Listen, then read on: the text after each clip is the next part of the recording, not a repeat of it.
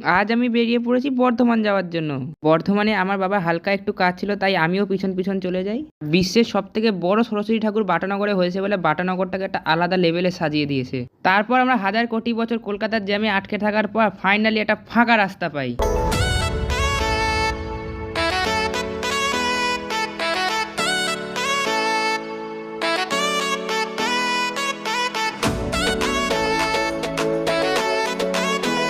তারপর আমরা গ্রামের রাস্তায় এন্টার করতে এরকম অন্ধকার ঘুটঘুটে রাস্তা চলে আসে।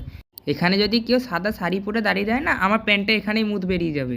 শুধু আমাদের গাড়িটা যাচ্ছে বলে আলো আছে রাস্তাটায়, নালে একটা আলো নেই রাস্তায়। যাতে ভূত দেখে মুতে না দিই, ওই জন্য আমরা গান করতে শুরু করে দিই।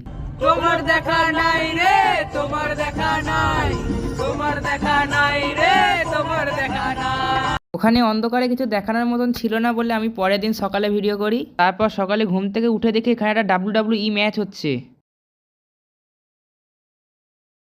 তারপর সারা সকাল এদের সাথে দৌড়াদৌড়ি করে আমি তো হাঁপিয়ে যাই।